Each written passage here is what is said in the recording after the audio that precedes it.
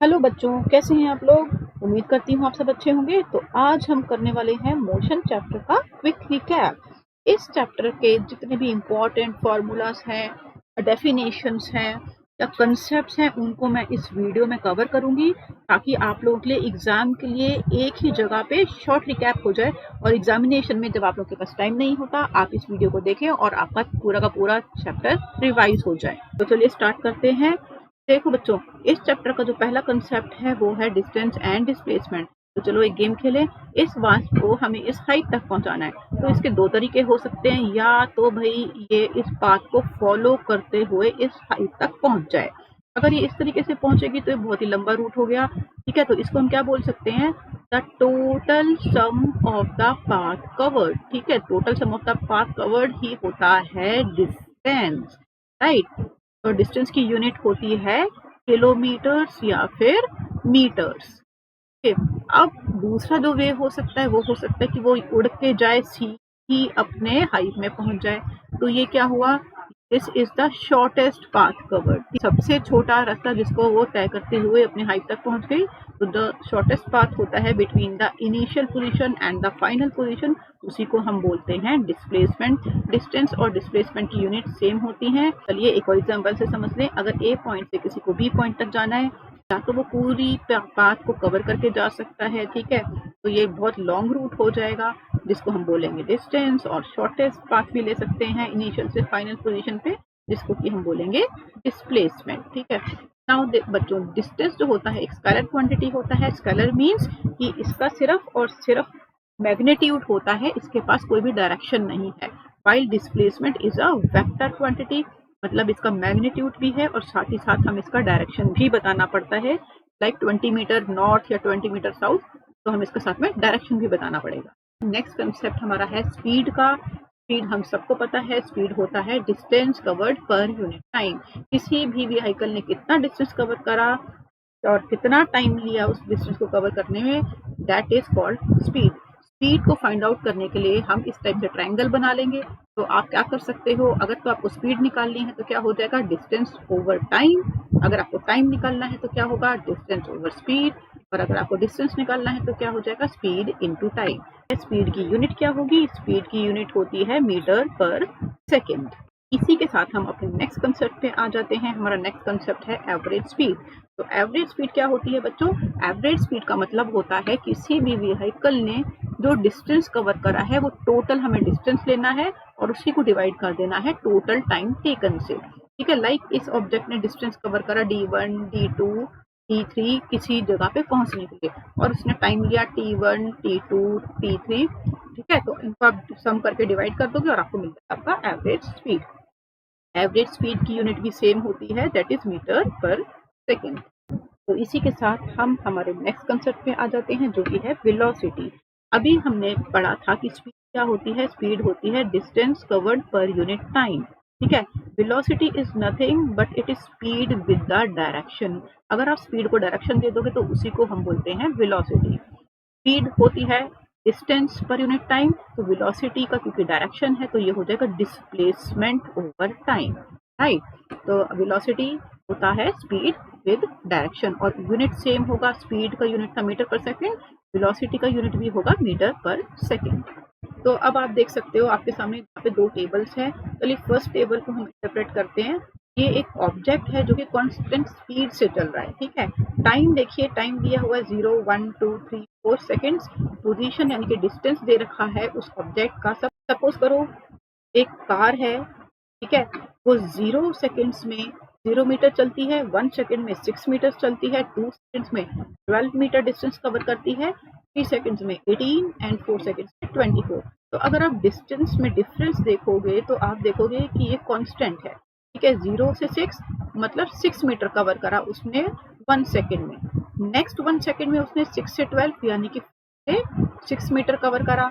12 से 18 फिर से 6 मीटर कवर करा, एंड 18 से 24 फिर से 6 मीटर कवर करा। ठीक है, तो हम कह सकते हैं कि ये जो कार है कांस्टेंट स्पीड से चल रही है। ठीक है, तो ये हो गया आपका यूनिफॉर्म मोशन।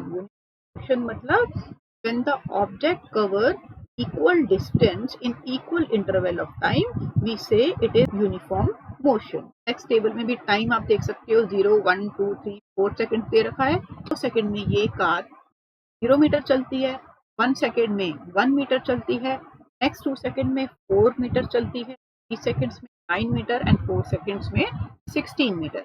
अगर आप इनमें डिफरेंस देखोगे, फर्स्ट 1 सेकेंड में 1 मीटर ही कवर कर पा रही है, लेकिन नेक्स्ट 1 सेकेंड में ये कवर कर रही है 1 से लेके 4, मतलब कि 3 मीटर्स कवर कर रही है। नेक्स्ट 1 सेकेंड में आप देख रहे हो 4 से 9 मीटर पे आ गई, क्या मतलब कि कितना डिफरेंस हो गया, ये कवर कर रही है 5 मीटर। तो ये अनइक्वल डिस्टेंस कवर कर रही है इक्वल इंटरवल ऑफ टाइम में। इसी को हम बोलेंगे the object is moving with the changing speed. मतलब कि ये क्या हो गया, ये एक नॉन यूनिफॉर्म मोशन का एग्जांपल हो गया। नॉन यूनिफॉर्म मोशन क्या होता है, the objects cover unequal distance in equal interval of time, it is a non uniform motion. तो uniform motion non uniform motion में डिफरेंस क्या है, आपको पता चल गया। यूनिफॉर्म मोशन में ऑब्जेक्ट जो है इक्वल डिस्टेंस कवर करता है इक्वल इंटरवल ऑफ टाइम में, नॉन यूनिफॉर्म मोशन में अनइक्वल डिस्टेंस कवर करता है इन इक्वल इंटरवल ऑफ टाइम में। ठीक है, तो अब हम आ जाते हैं ग्राफ्स पर। हमारा फर्स्ट ग्राफ है यूनिफॉर्म मोशन का। तो सपोज करो एक बच्चा है, ठीक है, वो साइकिल चला रहा है। वाई एक्सिस पे हमारा डिस्टेंस है और एक्स एक्सिस पे हमारा टाइम है। ठीक है, अब ये बच्चा 1 सेकेंड में 10 मीटर्स कवर करता है, 2 सेकेंड में 20 मीटर्स कवर करता है, 3 सेकेंड्स में 30 कवर करता है और 4 सेकेंड्स में 40 मीटर्स कवर कर रहा है। ठीक है, अगर आप इस ग्राफ को बनाओगे तो you will get a straight line. तो स्ट्रेट लाइन मीन्स ये क्या हो गया, दिस इज यूनिफॉर्म मोशन। क्यों, क्योंकि ये इक्वल डिस्टेंस कवर कर रहा है इक्वल इंटरवल ऑफ टाइम में। राइट, तो अब हम नेक्स्ट पे आ जाते हैं। जो बच्चा है इसकी स्पीड तो कभी तेज हो रही है और कभी स्लो डाउन हो रही है। तो इसका अगर हम ग्राफ प्लॉट करेंगे तो हम देखेंगे एक्स एक्सिस पे हम टाइम लेंगे और वाई पे डिस्टेंस। राइट, अब इसको आप प्लॉट करोगे एंड यू विल सी, ये 1 सेकेंड में तो 10 मीटर्स कवर कर रहा है, लेकिन 2 सेकेंड में ये कवर कर रहा है अराउंड 25 मीटर, 3 सेकेंड्स कवर कर रहा है 30 मीटर्स, 4 सेकेंड्स में कवर कर रहा है ये 40 मीटर। ठीक है, तो ये एक स्ट्रेट लाइन नहीं है, तो मतलब ये इक्वल डिस्टेंस नहीं कवर कर रहा इक्वल इंटरवल ऑफ टाइम में। तो this is an example of non uniform motion. तो अब हमारा आ गया है distance time graph of the object at rest. तो अगर ऑब्जेक्ट देखो रेस्ट पर है, ठीक है, अगर सपोज करिए ये 20 किलोमीटर पर यहाँ पे खड़ा हुआ है, तो मतलब ये रेस्ट पर है ना, तो लाइन कैसी होगी, लाइन आपको एकदम स्ट्रेट मिलेगी which will be parallel to the time axis. ठीक है, if the line of distance time graph is parallel to the time axis, it means कि वो जो ऑब्जेक्ट है, जो कार है, वो रेस्ट पर है, वो मूव नहीं कर रही, वो 20 किलोमीटर पे ही खड़ी हुई है, लेकिन टाइम इंक्रीज होता जा रहा है। ठीक है, तो this is very very important graph. तो आप अच्छे से ध्यान से देख लो, ये पेपर में बहुत बार पूछा जाता है। अब हम आ जाते हैं वेलोसिटी वर्सेस टाइम ग्राफ पे। अब बच्चों देखो, वेलोसिटी और टाइम हमें क्या देता है, वेलोसिटी और टाइम से हम फाइंड आउट कर सकते हैं acceleration. Right, velocity Y axis पे, टाइम एक्स एक्सिस पे। अगर वेलोसिटी की लाइन पैरेलल हो जाएगी टाइम के, मतलब क्या, वेलोसिटी क्या है, वेलोसिटी कांस्टेंट हो जाएगी। ठीक है, it is a constant velocity. Acceleration इस केस में कितनी हो जाएगी, एक्सेलरेशन 0, मतलब ये स्पीड अप नहीं हो रहा, वेलोसिटी कांस्टेंट है, तो इसका जो लाइन है वो पैरेलल हो जाएगी द टाइम एक्सिस। अब आप इसमें देख रहे हो एक स्ट्रेट लाइन। ठीक है, स्ट्रेट लाइन मतलब ये वेलोसिटी होती जा रही है जैसे जैसे टाइम इंक्रीज हो रहा है। इसका क्या मतलब है, एक्सेलरेशन इंक्रीज हो रही है। ठीक है, तो एक्सेलरेटेड मोशन है ये, तो आप इसको लिखोगे it is accelerated motion. Next आप देख रहे हो वेलोसिटी टाइम ग्राफ उल्टा है। ठीक है, लाइन ऊपर से नीचे आ रही है, इट मीन्स ये नेगेटिव एक्सेलरेशन शो कर रहा है, जिसको आप बोल सकते हो डी एक्सेलरेशन। राइट, अब लास्ट वाला जो हमारा ग्राफ है, इसमें आप देख रहे हो ना तो ये स्ट्रेट है, ना ये एक्सेलरेट हो रहा है, ये कुछ पैराबोला टाइप सा आपको दिख रहा होगा, कर्व दिख रहा है। ठीक है, इसका क्या मतलब है, एक्सेलरेशन जो है वो कांस्टेंट नहीं है, वो धीरे धीरे धीरे धीरे है। ये इस तरीके से भी हो सकता है, ये उल्टा भी हो सकता है।